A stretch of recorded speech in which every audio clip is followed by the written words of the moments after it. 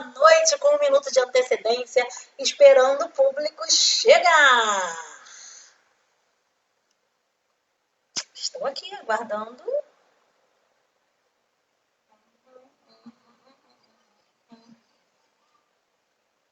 Grazi, a primeira a entrar. Boa noite, minha querida. Mariana entrou, Márcia entrou, Vande entrou, Igor entrou.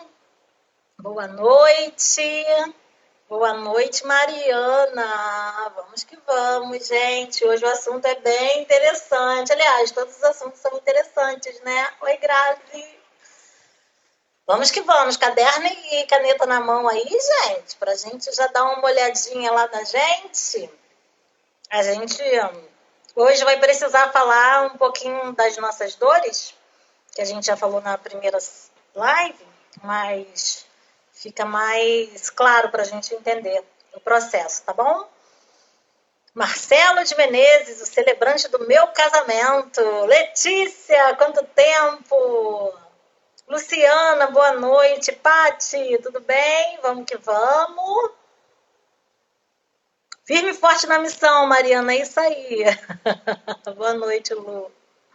É isso aí, vamos firme. Naqueles nós, Rafael, tudo bem? Rafael Tadeu, boa noite. Bruna Marques, naqueles nossos 5 minutos aguardando as pessoas entrarem. As nossas lives agora serão terças e quintas. Nívia, boa noite. Jonimara, boa noite. Flávio, boa noite. Nossas lives então serão às terças e quintas. Assunto que não falta, né, gente? Mas é porque eu desenvolvi uma amidalite aí na semana passada, já melhorei. Mas eu, por ordem de médicas, não posso falar tanto, né? Eu já falo muito. Imagine o tanto que eu já estava falando, né? Marcelo, boa noite, meu afilhado. Olá, boa noite. Marcelo, meu afilhado, boa noite. Boa noite, Rafael. Vamos lá. Então, já aguardando aí. Rodrigo, churrasco do Digão, entrando aí na nossa live. Muito bem. Sujeita neguinha, vambora. Boa noite. Agatha, tudo bom, Agatha? Como não falar, né, Paty? Eu falo a beça. O meu recurso da minha dor, né? Minha dor de abandono, meu recurso é comunicação. Então, se eu não falar, eu morro. Mas também não posso falar tanto, senão eu morro também. Tá aí, Tayane, boa noite. Vamos lá para um assunto bem interessante. Já temos 16 pessoas online na live. Vamos esperar 3 minutinhos aí. Então, sempre assim, eu entro 1 minuto antes, aguardo 5 minutos, começo o conteúdo de 40 a 45 minutos e nós temos 10 a 15 minutos para perguntas. Vânia Pontes, minha prima linda, Fabi, nossa musa, boa noite. Vamos lá, Bela Flor, loja e ateliê, dona do meu look, boa noite. Vamos que vamos. O tema hoje é codependência versus ganhos indiretos, né? Que quando a gente descobre... Oi, Verônica, boa noite. Deise, Cristiano Sampaio, boa noite. Quando a gente descobre os nossos ganhos indiretos, eles passam a ser ganhos diretos, né? Então, vamos que vamos. Parou, gente? Parou aí, João? Tá na live? O pessoal tá dizendo que travou. Só um momento. Meu Wi-Fi aparentemente está normal. João, como é que tá aí? Ah, o vizinho tá usando, gente. Que terrível. Acho que tá sendo dividido com a rua inteira. Reconectou? Reconectou, gente? Reconectou? João, tu não me fala, homem. Mas eu tô perguntando se a live voltou. Voltou? O João vai assim, ó. Tô esperando, tá desligou, entrou. Esperando que ela vai voltar. Mas voltou já? Voltou. Voltou. João tá aqui. A gente fala, né? Se voltou. Então voltou, né? Voltou aí na nossa hora, 21h05.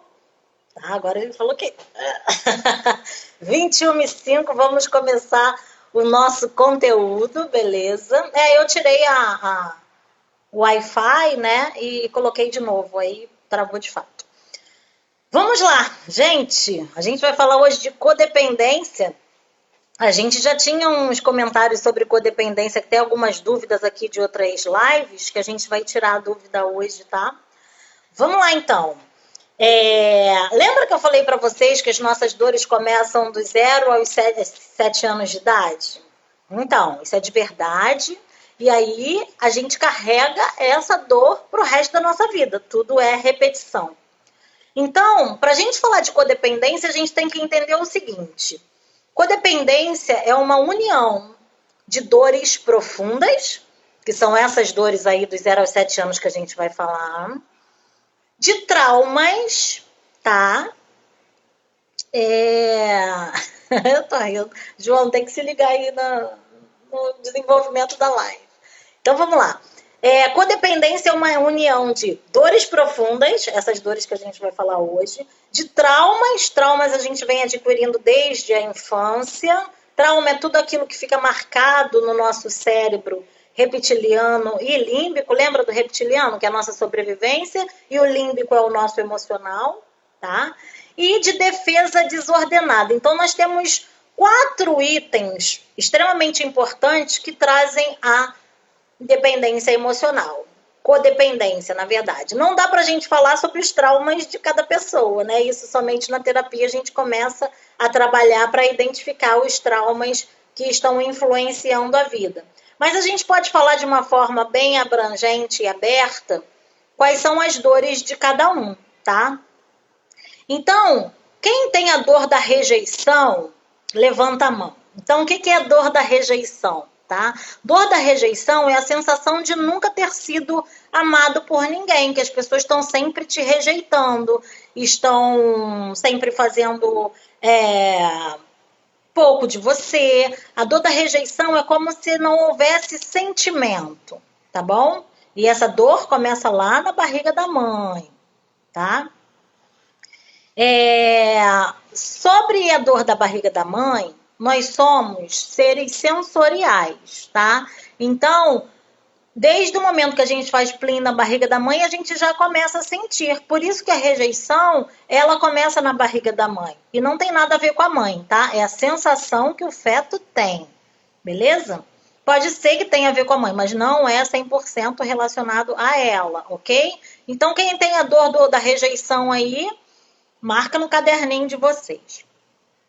Quem tem a dor do abandono? Oi, tudo bem? Sou eu, tenho a dor do abandono.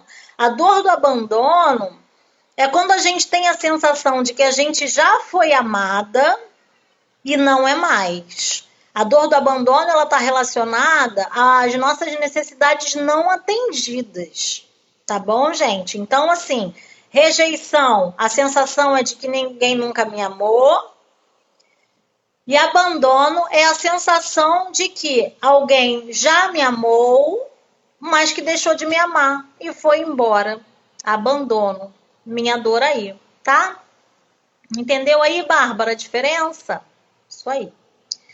A dor da manipulação é o quê? Quando a gente se sente manipulado pelo outro. Quando a gente acredita que o outro só está ali com a gente pelo que a gente tem e não pelo que a gente é de fato, tá? Ou a dor de descobrir que tudo que a gente estava fazendo estava sendo conduzido pelo outro e não necessariamente por vontade nossa, porque inconscientemente a gente faz algo conduzido pelo outro sim, tá, gente?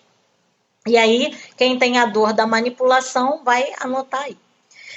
A dor da humilhação. A dor da humilhação é quando a pessoa se sente humilhada, não só humilhada, né? Mas é quando a pessoa se sente hostilizada pelo outro, pelos outros, né? E ela fica extremamente fechada para a vida, né? Quem tem a dor da humilhação.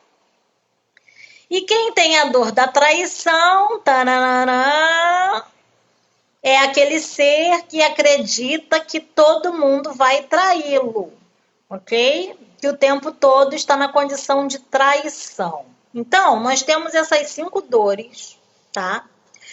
Essas 5 dores, não tem como nós não termos uma delas, porque isso faz parte de um processo de mielinização. O que significa esse termo técnico? É um processo que acontece lá na nossa medula espinhal e o nosso corpo ele é desenvolvido e desenhado através destas dores. É possível ter mais de uma dor? Nós temos as 5, tá?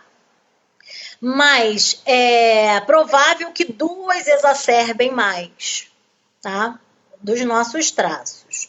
Ai, Tati, mas como assim o nosso corpo se desenvolve com a mesma dor? A minha mãe tem um corpo, eu tenho um corpo igual ao da minha mãe, mas o que acaba acontecendo é que ela tem uma dor e eu tenho outra. Não, isso é falta de conhecimento profundo. Se vocês têm um corpo desenhado igual, vocês têm a mesma dor. Por quê? Lembra que a gente repete as dores da nossa família por saudade, por tudo? Então, isso aí.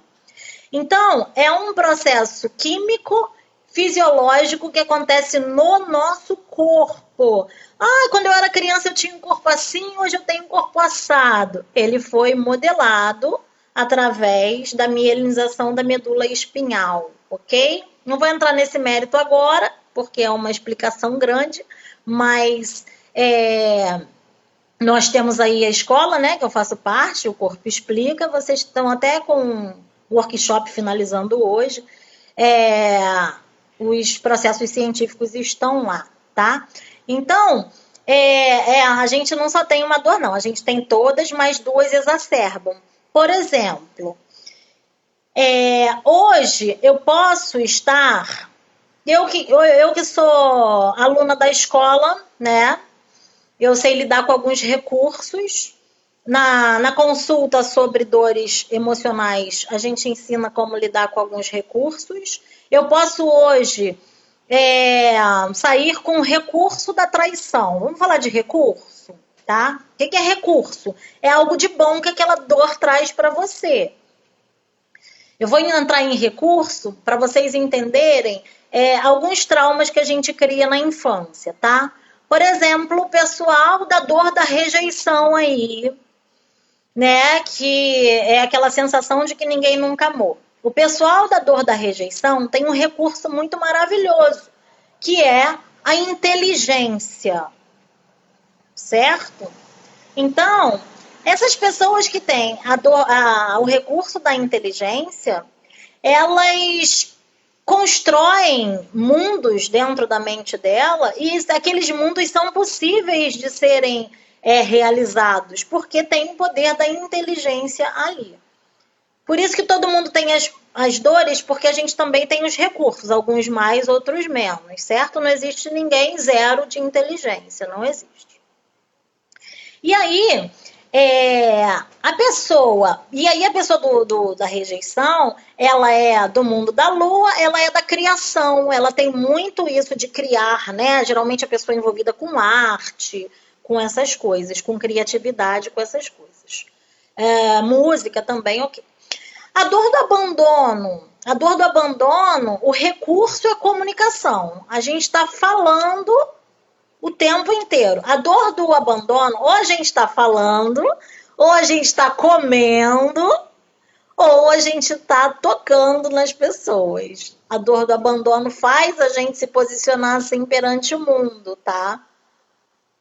A dor da manipulação, ela tem como recurso a negociação. As pessoas que carregam essa dor da manipulação são excelentes negociadores, tá bom? A dor da humilhação, quem carrega essa dor como recurso tem o planejamento. São pessoas extremamente organizadas em processos. Elas planejam milimetricamente, maravilhosamente bem, ok? E a dor da traição, o recurso que essas pessoas possuem é a competitividade. tá? Elas conseguem ali trabalhar uma ambição sadia dentro do recurso para elas competirem de forma saudável com as pessoas. Aí lembra que eu falei para vocês que eu ia falar sobre alguns traumas que são criados na nossa infância? Tá? Eu vou saber dos meus, tá, gente? Por exemplo, não, eu vou dar um exemplo aqui de cada um. Eu vou saber falar. Os traumas. Como é que os traumas surgem? Claro que existem vários, tá? Todo dia a gente experimenta um trauma, no mínimo. Existem vários, mas assim, os traumas relacionados às nossas dores e aos nossos recursos. Lá vem, isso aí. Dor da rejeição, abandono, manipulação, humilhação e traição, no lugar de desprezo aí, tá, o Grazi? Boa noite, Grazi. Então, vamos lá. E depois eu vou escrever, tá? Eu já estou finalizando o narcisista, a live de narcisista, vou escrever. Essa aí já está escrita, vou mandar para vocês. Eu boto lá no canal do YouTube, tá? Então, vamos lá. Para quem tem a dor da rejeição e tem o recurso da inteligência, olha o que acontece lá na infância, né? E é uma inteligência dentro de um processo bem peculiar, digamos assim. Não é uma inteligência comum.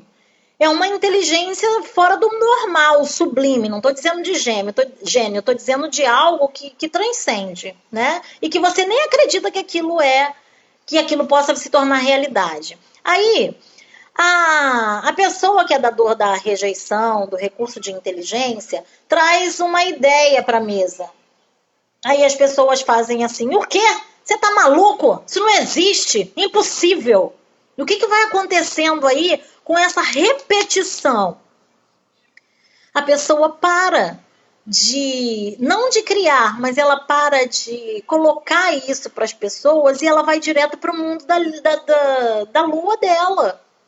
E ela vai se fechando no mundo. Isso é um trauma, tá, gente? É um trauma se fechar para o mundo para quem é da dor da rejeição, ok? E começa a gerar um medo. Qual é o medo que gera? Eu não vou falar mais com ninguém. Então, quem tem a dor da rejeição tem dentro aí do processo deles a timidez como estereótipo, como bandeira, tá? Então, assim, as pessoas acreditam que quem tem a dor da rejeição é tímido, mas de fato não é tímido. Às vezes ele está fechado por algum trauma e por algum medo que criou ali, por causa das dores que foram somando na infância e na adolescência, tal. Ok, se torna introspectivo, isso mesmo. E não tem a ver com timidez. Meu filho tem a dor da rejeição, recurso de inteligência, não é tímido. Ele só é quieto, ok? Ele só é quieto. Beleza? Então, dor da rejeição já foi. Dor do abandono. Aí eu vou falar do meu. Qual é o recurso do abandono? Não é a comunicação? Então eu sempre fui muito tagarela, muito, muito, muito. Até antes de falar eu já falava, eu acho. E eu passei a minha infância toda sendo hostilizada no sentido de cala a boca. E gente, e quem tem a dor do abandono chora muito, tá? Chora muito. E aí, quando eu não tava falando, eu tava chorando, né? E aí era cala a boca, para de chorar, cala a boca, para de chorar. E aí você vai guardando, aí vai se fechando, vai criando um trauma, vai criando um medo de se posicionar e cria aí esse processo de timidez. A timidez, ela vai estar presente. O que é timidez? É um se fechar, né? Existem as pessoas tímidas, sim, tá? Mas a gente está falando aqui de criação de traumas e medos, tá? O medo faz com que a gente se torne uma pessoa tímida, para a gente não se posicionar. Então, imagine alguém, que falo a beça pelos cotovelos, que sou calada a infância inteira. Eu não posso falar. Não posso falar, tá? Sim, aí daqui a pouco eu vou falar da defesa desordenada que isso causa. Eu vou falar de cada uma. Senão eu já ia falar de mim, né? Já tô aqui falando de mim mesmo. Mas vamos lá. Então, cria-se esse trauma e esse medo de falar. Medo de falar em público, medo de ser reprimido, medo de tudo, tá? Medo de mandarem a gente calar a boca, medo de tudo. A terceira dor, que é a manipulação, né? Qual é o recurso? Negociar. Negociar. E qual é aí o trauma que vem sendo criado lá na infância, né? Ele vai sempre negociar a quem tem a dor da manipulação. Aí os pais falam assim: ah, já vem você querendo me enganar, já vem você querendo me convencer.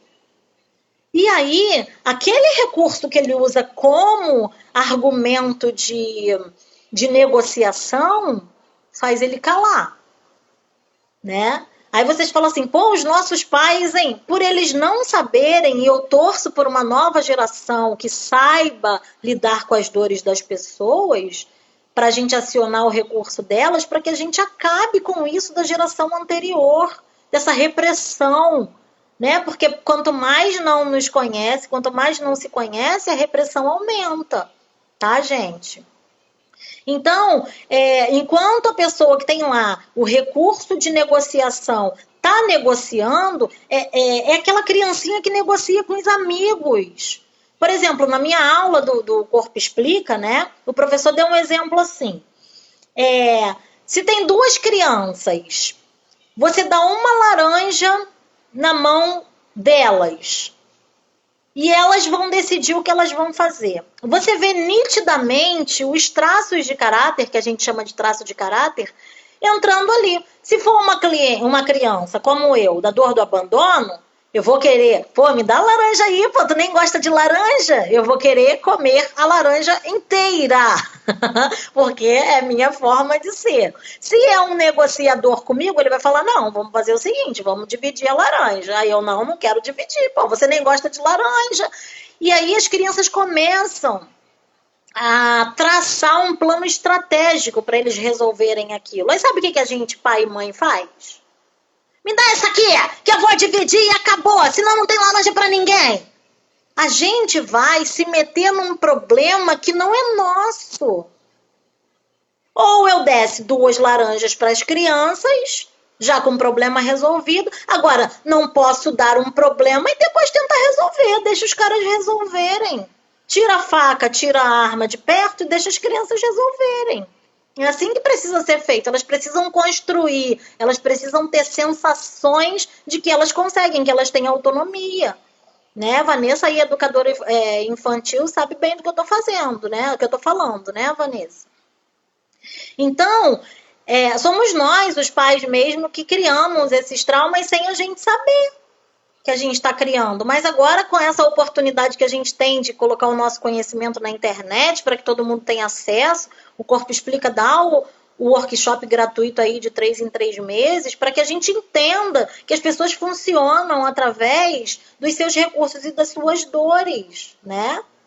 Então, beleza. Falei da negociação, né? Agora eu vou falar da dor da humilhação. Quem tem a dor da humilhação tem como recurso o planejamento. Então, a pessoa que tem como recurso o planejamento, o que faz? Ela é minuciosa, ela é detalhista. E aí, ela está numa mesa com um monte de negociadores e um monte de dor do abandono. Vamos lá, um monte de abandono com um monte de manipuladores. Aí ele vem, não, porque eu pensei, não, meu filho, vamos embora rápido, fala logo, a gente tem que acabar com isso. E aí ele é reprimido. E os pais reprimem a criança da dor da humilhação porque não tem paciência de aguardar a criança trazer à mesa. Quando eu falo trazer à mesa é colocar a público, tá? Colocar a público qual o plano dela. É uma criança estratégica. E a gente precisa ouvir. Senão, o que essa criança da dor da humilhação vai fazer? Ela vai começar a mentir para ela ser inserida no processo de vida. Tá? Então, a gente precisa dar ouvidos sim, olhar no olho da criança, de todas as crianças, olhar nos olhos, mas a dor da humilhação, né? A questão aí do planejamento é uma criança que demora mais a se posicionar. Ela tem estratégia, ela vai traçar um plano inteiro para você. Ai, mas meu filho tem 3 anos, não entende nada disso. Entende sim, ele já nasceu da barriga para fora, já com as dores. O resto, quem não sabe disso, é a gente que está desse tamanho, dessa idade. A gente vem repetindo as mesmas dores que eles construíram lá. E isso, esperar o tempo de cada criança. Como a gente espera dos adultos, a gente tem que esperar das crianças também, né? E aí, gente, a partir daí, vem qual a dor? Dor da traição. Então, quem tem a dor da traição, tem um recurso de competição. E o que acontece lá na infância, quando a criança que tem a dor da traição, ela quer sempre ganhar, porque ela tem um processo de competição, né? E aí, eu tava vendo uma live aí eu sou péssima com o nome, mas não tem aquele casal lá, Bruno Galhaço e aquela moça, que tem 2 nenéns adotados? Não tem? Então. Eles estavam fazendo jogos com as criancinhas, aqueles jogos de tocar a mão nas cores. E aí o menino errou. E aí o Bruno, não, você errou, não é assim. Aí a esposa falou, olha, você tem que explicar para ele que ele perdeu a jogada e que ele precisa sair de lá. É assim que é feito, gente. A criança precisa entender que quando ele perde, ele precisa dar a vez para quem está ganhando. Só que nós somos pais que não queremos ver os nossos filhos perdendo nunca. E aí a gente atrapalha o espírito da competitividade sadia. Entende? A gente acaba dizendo o quê? Não, vai lá brincar de novo. Não saiu da brincadeira não, vai brincar de novo, vou lá. Por que tiraram o menino da brincadeira? Tia, porque ele perdeu. Não. Ele vai entrar, eu não quero esse negócio de perder aqui não. A gente acaba com tudo. A gente acaba com quem tá lá ganhando e a gente acaba com quem tá perdendo. A gente acaba com a brincadeira das crianças. Deixa eles se funcionam. Eles se completam. Deixa eles são sociedade. A gente que não tem que se enfiar nisso, né, gente? Então, assim, o que a gente precisa é deixar o tempo das crianças, como a Grazi colocou bem aí, aprender com as frustrações. A gente vai ter uma live sobre síndrome do pânico e vocês vão ver o que essas frustrações ocasionam na nossa fase adolescente, adulto, tá? Qual é o recurso que eu tenho do abandono, por exemplo? Eu preciso chorar. Eu choro de alegria, eu choro de tristeza, eu choro porque eu não sei o que está acontecendo, eu choro para ganhar força. Aí a criança começa a chorar e todo mundo, cala a boca, para de chorar. Pô, que isso, gente? Tem criança que chora e tem criança que não chora. O meu filho não chora, mas tem dia que ele chora e quando ele chora eu pergunto, posso ficar aqui com você? Quer me ajuda? É assim que se faz. Não adianta a gente vir com o nosso molde que não deu certo para tentar moldar o nosso filho. É isso aí, Vanessa. Na escola é lei da selva, não tem beijinho, não. As crianças são os anjos. Quando eles estão sem os adultos, eles mostram quem eles verdadeiramente são. E lá eles aprendem a viver dentro do coletivo. Isso aí. Então, falei das 5 dores, dos 5 recursos e dos traumas que são criados, né? Pela forma como nós somos tratados, de forma errônea. E aí é erro mesmo, tá? Quais são os medos que se criam? Aí gera o processo de timidez, gera frustração, gera aquele quarto, né? A criança não sai do quarto, enfim, gera muita coisa. Também te amo, Nessa. E aí, como somos animais, vai ficar salva, Lídio. Como somos animais, tá? Eu desenvolvo, a partir dessas dores profundas, dos meus traumas e dos meus medos, eu desenvolvo uma defesa desordenada, tá? Desordenada. o que acontece com a defesa desordenada? Eu vou com a minha força animal para cima de quem quiser.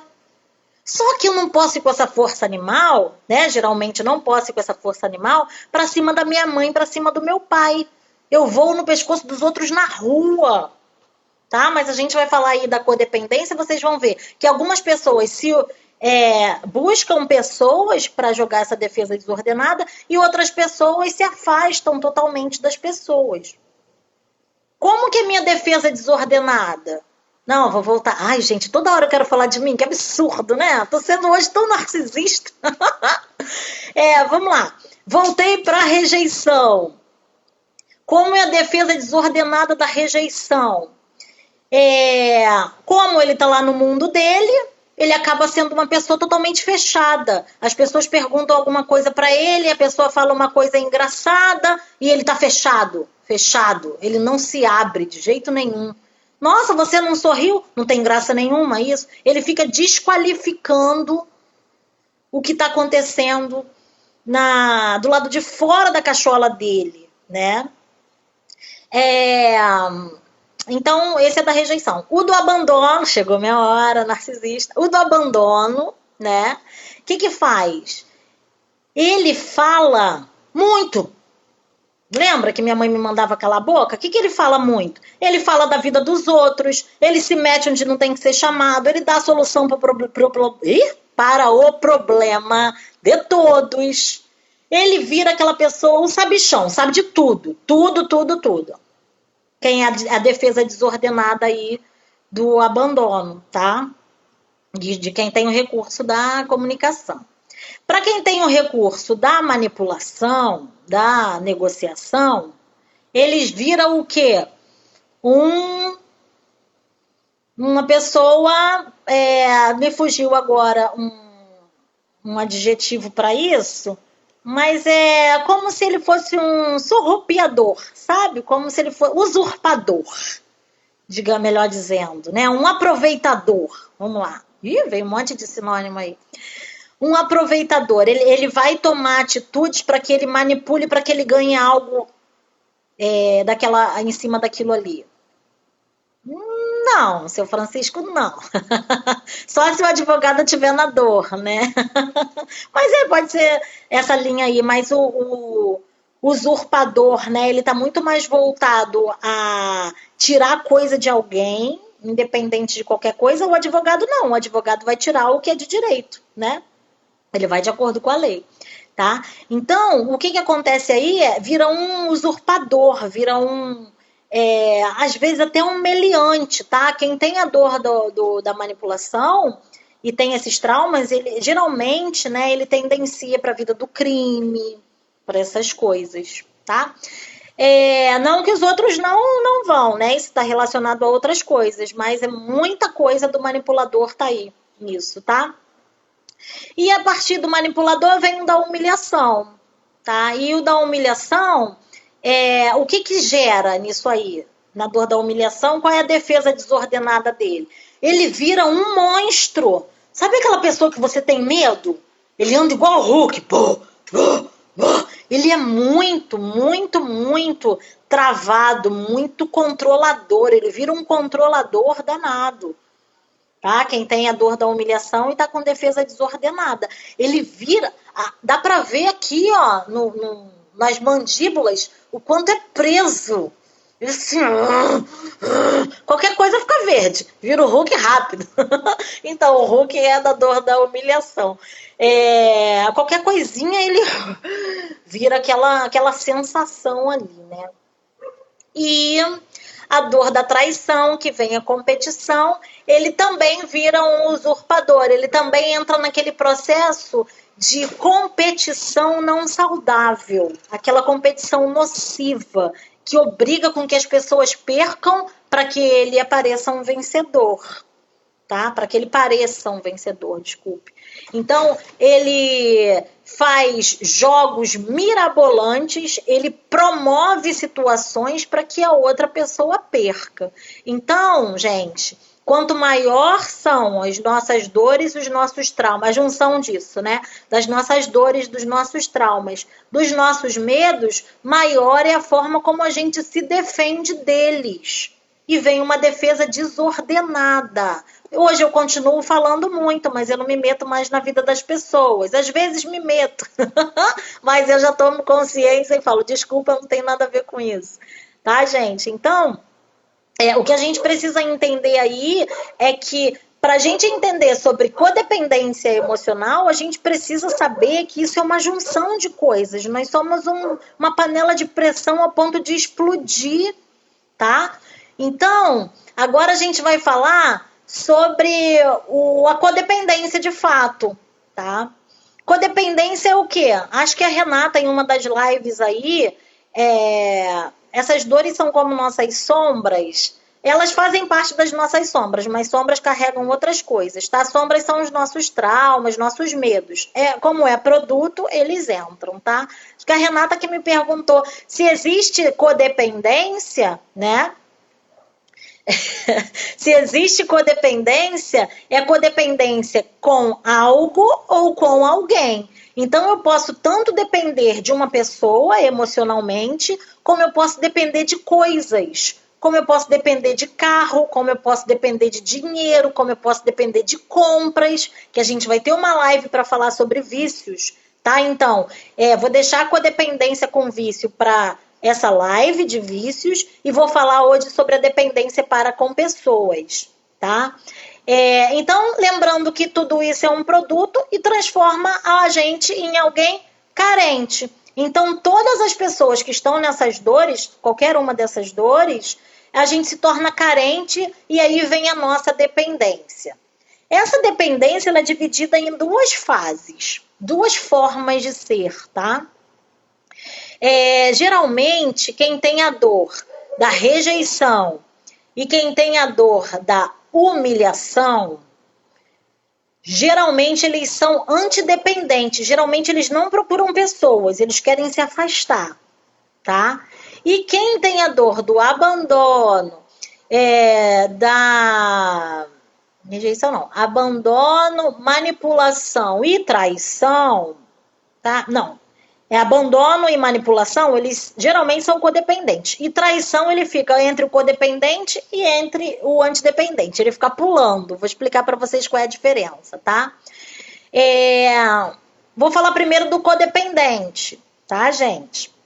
Então, o codependente, quando a gente se torna carente de alguém ou de algo, a gente tem um medo paralisante. Qual é esse medo que me transforma em dependente, tá? O medo de ficar sozinha. Tô falando só do codependente, tá? Depois eu vou falar do antidependente. O medo de ficar sozinha me enlouquece. Aí ele me paralisa. Quando ele me paralisa, ele gera uma insegurança em mim.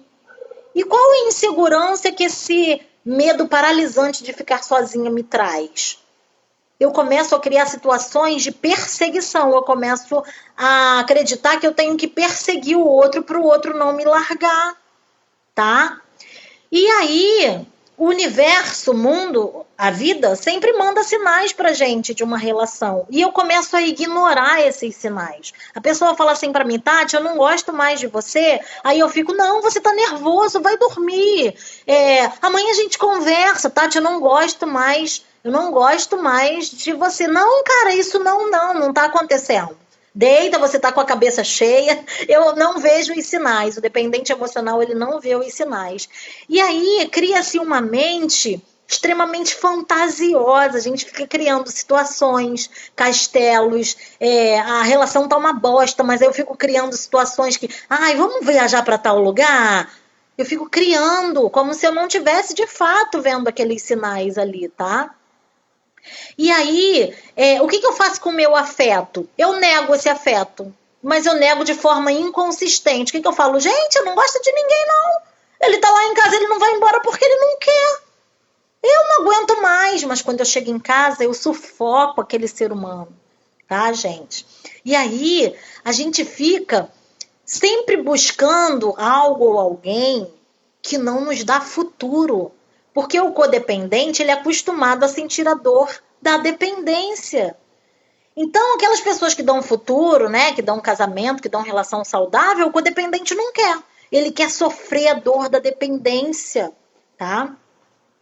E aí, ele começa a achar pessoas que não têm um trabalho fixo, aliás, não tem um trabalho legal, que não gosta de trabalhar, que não tem uma responsabilidade, tá? E assim vai, tá, gente?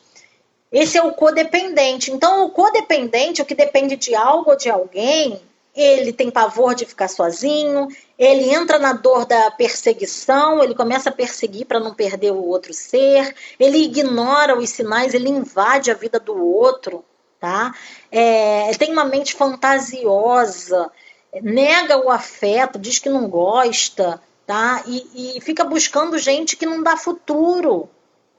Então, um codependente aí, né? Eu já fui, tô em tratamento, né? Porque eu ainda não estou buscando pessoas, só em julho, mas eu estou em tratamento para isso aí. E a outra parte, né, dessa dependência aí é o antidependente.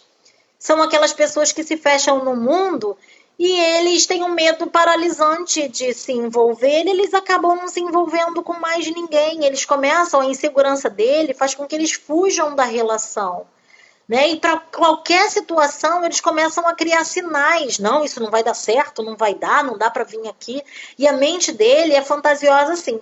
Mas ele cria muitos medos, muitos riscos, tá? Então, esses riscos fazem a pessoa paralisar. E aí o afeto, como é que trata? Ele fica com medo de arriscar e ele para de arriscar.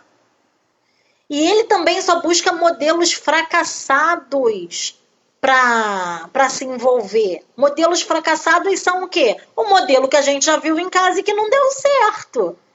Se meu pai traiu minha mãe, eu vou arrumar um cara que trai. Se meu pai bateu na minha mãe, eu vou arrumar um cara que me bate. Se eu sou antidependente. Tá, gente? Então, assim, eu sei que é muito superficial a gente falar disso aqui. Cada um tem um processo, cada um tem uma história. A terapia é importante justamente porque a gente consegue olhar para a vida de cada um, tá? Então, entenderam aí que o codependente, ele tanto pode focar para pessoas como para coisas, e o antidependente, ele quer fugir do mundo. Geralmente, Pietra, a relação tem esses dois casos, tá? Geralmente é um codependente com um antidependente. É um correndo atrás de quem não quer ficar. Então, é igual o Papaléguas, né? E o Coiote. É um correndo atrás de quem não quer ficar. Geralmente é assim, um e outro, tá? Ganho indireto, agora a gente vai falar, agora vai doer, tá, gente? Eu sei que já tá doendo, mas agora vai doer mais ainda. Hoje uma cliente minha falou que ela tem, quando eu mandei a mensagem da live, ela falou assim, eu já sei quais são as minhas dores e elas são de estimação, minha cliente está até aqui na live, e elas são de estimação. Eu coloco comida para elas, eu levo elas para passear, eu cuido delas. Eu falei, todo ser humano tem esse hábito, tá? De quê? Por quê, gente, que a gente tem esse hábito? Porque a dor é algo que a gente já conhece e que a gente sabe o que a gente está sentindo. Então é mais fácil sentir o que a gente conhece do que aproveitar o novo.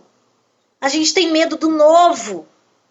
Tá? O novo é largar essas bostas lá para trás e viver o novo, viver uma vida saudável, feliz. Mas a gente tem medo dessa porra. Desculpa, desta bosta. Enfim, vamos para o ganho indireto. Vocês já repararam, né? Tem uma colega minha de trabalho, que é a Tassi, ela chama de ego safado, tá? A gente tem uma parte nossa que é tão safada, que é tão suja, que é tão filha da mãe, né? Que a gente fica barganhando com as nossas dores, tá? Então, vocês já repararam o quanto tem gente que se vitimiza? Isso é um ganho, tá, gente? Um ganho, vitimização é um ganho. Qual é o ganho que eu tenho em ser vítima? Qual é? Eu não me responsabilizo, eu justifico tudo. Então, o vítima é aquele cara que eu já tive esse ganho indireto. Hoje eu tenho verdadeira ojeriza a quando eu me posicionava assim. que o vítima diz, eu não tive tempo de fazer, poxa, eu também estava tão sobrecarregada, as coisas são tão nas minhas costas. E eu não assumo a minha incompetência. Então, quem é que tem o ganho aí de vítima, de inocente, de que eu não fiz nada? Já pode olhar aí, anotar no caderninho, que isso faz com que você não se responsabilize. Isso faz você utilizar uma parte perversa da sua personalidade. Tá? Eu tô falando da sua porque vocês estão na live, da minha também. Tá, gente? Então, vítima é muito confortável porque todo mundo dá atenção. E vocês vão ver aí no ganho indireto, né, que ele gera atenção em algumas outras situações. As pessoas ficam com pena. Aí, o tal do vítima acaba não se responsabilizando e outra pessoa indo lá fazendo a parte dele. É bonito a beça, né? É muito bonito, né? Enfim. O segundo ganho indireto é ser amado, ser reconhecido. Quando que também é atenção, né? Ser amado, ser reconhecido é o meu ganho direto, que não é mais indireto que eu já sei, né? Então é meu ganho direto. Então eu tenho que olhar para mim e ver, tá querendo reconhecimento, né, dona Tati? Por quê? Qual é o fundo desse processo aí de ser amado e ser reconhecido? A gente quer aprovação. E aí o nosso ego sujo, perverso, maquiavélico, faz de tudo para a gente ganhar o jogo. Tá? Não tô falando, não tá só relacionado à dor, não, tá, gente? Então isso aí cabe para todo mundo. Faz de tudo para a gente ganhar o jogo. E aí eu vou pisando, eu vou comprando pessoas para ganhar o jogo.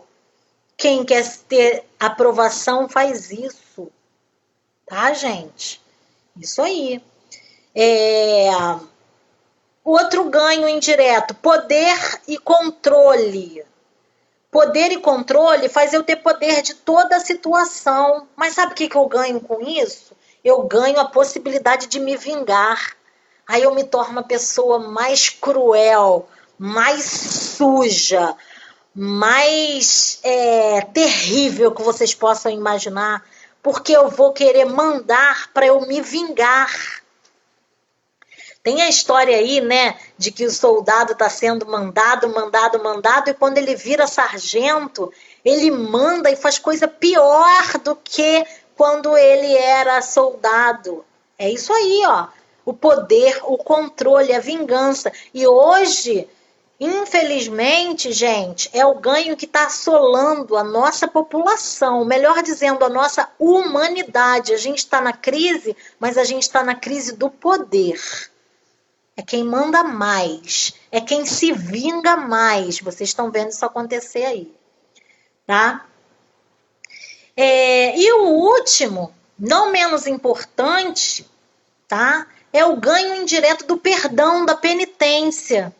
Eu fiz em nome de Deus. Eu fiz porque, olha, Jesus vai lhe castigar, viu? Não faça assim. O que essa pessoa ganha com isso? Ela ganha o paraíso. O que é o paraíso? Olha, gente, se todo mundo soubesse que o paraíso... Ou melhor, não vou falar sobre isso não, mas vamos lá. O que é o paraíso, né? É a possibilidade de... Desconcentrei. O paraíso é a possibilidade de viver em paz, religiosamente em paz com as pessoas. Então, vocês vão ver pessoas que utilizam, sim, da religião, qualquer religião, tá? A tua, a do teu coleguinha, qualquer religião. Isso não está relacionado à religião, está relacionado ao ego safado de quem pega perdão e penitência para ganhar paraíso. Nossa, essa serva aqui é tão legal, né? Ela doa tanto, ela faz isso, ela faz... Mal sabe o que está fazendo na vida. Não estou aqui criticando, que estou aqui dizendo que as pessoas, elas têm 4 ganhos indiretos e que elas ganham alguma coisa atrás deles, tá? Tem casos de depressão que não é doença, a gente vai falar em outra live disso. Não é doença, é ganho indireto. Tem depressão que é pura falta de atenção, tá? Gente, tem pânico que é pura vingança, tá? Tem a doença fisiológica e química, tem tudo lá. Mas tem outros quadros que não são. E eu perco muito cliente por isso, porque eu trabalho desmascarando o ego safado. E eu falo, você não tem depressão. Você tem a necessidade de ter atenção dos seus pais, ou você tem a necessidade de se vingar do seu pai. Tá, gente? É desse jeito, quem me conhece sabe. Ok? E aí, são esses 4 ganhos: de vítima, de inocente, de poder e controle, de ser amado, ser reconhecido, do perdão e da penitência, tá? Só que isso leva, gente, a um caminho tortuoso. Isso leva a um caminho que nos destrói, porque eu posso fazer isso tudo contra o outro, usar meu ganho indireto contra o outro, tá? Mas eu tô destruindo a mim. E como que esse caminho para a autodestruição começa? Eu começo a procrastinar. O que é procrastinar? É deixar de fazer o que precisa ser feito. Eu não escolho seguir em frente. Eu continuo no mesmo lugar. Então, eu começo a me destruir. Não adianta a pessoa falar, eu não perdoo o fulano porque ele se vingou de mim. Cara, de boa. Ele se autodestrói, não precisa perdoar ninguém, não. Tá? Aliás, depois a gente vai falar de perdão, outra live. É muito assunto, né, gente? Então, a gente começa no processo de procrastinação acabando com o meu próprio eu, tá? Depois eu pioro. Sabe onde eu caio? Eu caio na destruição dos meus próprios sonhos. Eu caio esquecendo que eu sempre quis ser na vida. Eu esqueci o que eu queria ser na vida. Eu sempre dava aula quando eu era criança. Por que eu não estava dando palestra a minha vida inteira? Por que eu não estava sendo terapeuta a minha vida inteira? Eu esqueci. Eu fui por caminhos tortuosos. Então a gente tem que saber o que a gente gostaria de fato de ser, né? E aí a gente cai mais um degrau. A gente vai lá para a destruição de si mesmo. Como é que a gente se destrói? Se dedicando excessivamente para os outros, se sobrecarregando de tarefas dos outros. A gente para de olhar para a gente vai se distanciando da gente, gente. É muito sério isso que eu tô falando, tá? Enquanto isso, vocês estão preocupados com o que fulano tá falando da gente. Cara, isso não vai modificar a nossa vida. O que modifica a nossa vida é o olhar que a gente precisa ter para dentro da gente. O quanto você está se destruindo, o quanto você está destruindo os teus sonhos, esquecendo de você mesmo. O que esse caminho da autodestruição faz? Ele te leva para um processo de neurose, você fica neurótico, achando que está todo mundo falando de você, que tem inveja, que tem espírito. Como é que é? Tem gente... O povo é muito engraçado. Olho grande, né? Tem muita coisa. Só que essa neurose, ela gera doença. Neurose mais doença, sabe o que dá, gente? Morte.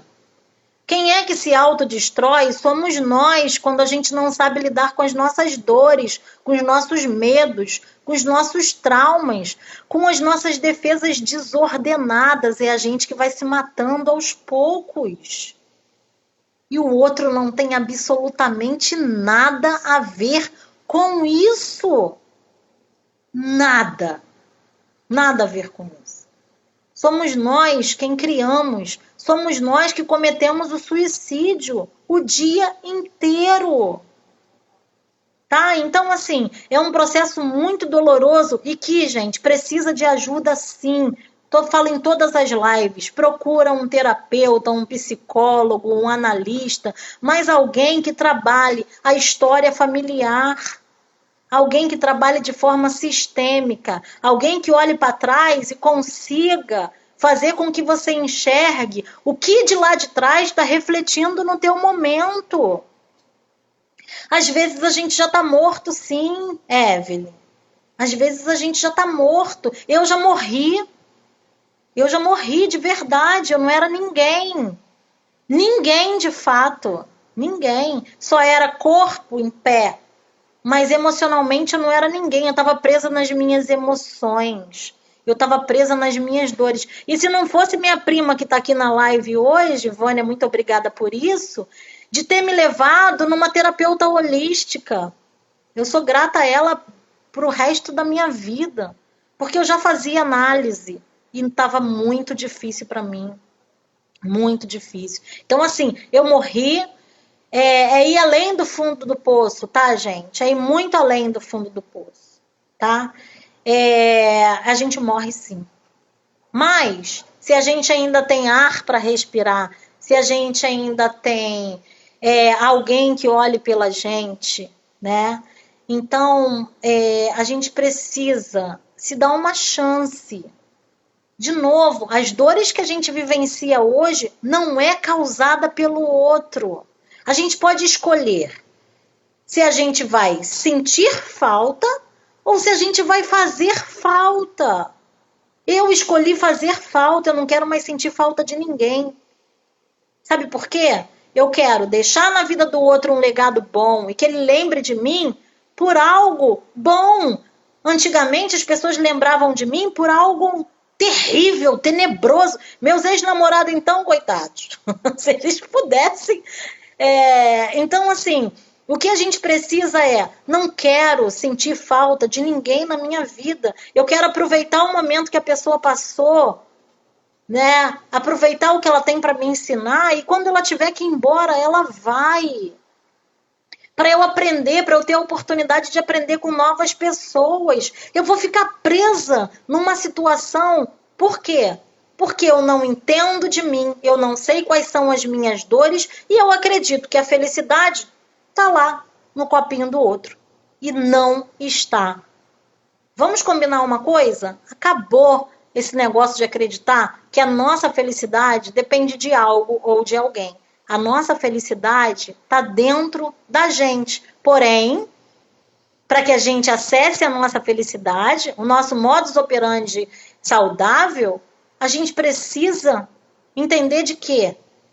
Que eu tenho dores, eu tenho que aceitar isso. Eu tenho dores, eu tenho medo, eu tenho defeito, eu tenho um monte de coisas.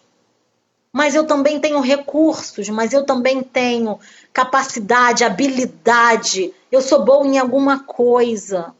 E para a gente sair desse poço, para a gente sair dessa morte, né? Dessa condição de zumbi, a gente precisa dessa força que está lá dentro da gente. Não tem nenhum outro lugar que a gente vá buscar. Então peça ajuda de alguém, mas entenda, cuidado com essa ajuda, né? Porque às vezes a gente vai pedir ajuda de um amigo, o amigo pega as dores dele e joga em cima da gente, a gente fica cheio, pior ainda, com mais dor ainda do que a gente foi conversar. Tem alguns clientes que eu falo, não precisa falar com ninguém da tua vida, fala aqui no consultório, não fala mais com ninguém. As pessoas não vão te ajudar, você não está emocionalmente preparado para ouvir a dor do outro encontrando com a tua. Então, ouça a técnica dói mais, mas pelo menos resolve, né? Tirar essa crença de que o outro traz a felicidade é muito doloroso, muito, muito, muito, tá? Então, é muito complicado as desculpas que as pessoas dão para estar envolvida com esse ganho, né? E elas querem que você acredite que ela precisa daquilo ali, tá? Eu tenho 28 segundos. Eu vou voltar, eu vou abrir mais horários na sexta-feira, só vou ajustar a minha agenda, tá? Eu tenho 20 segundos, então, gente, eu quero agradecer. Hoje não deu para abrir para perguntas, que o tema é grande. Na quinta-feira vamos falar sobre vícios. Vou tentar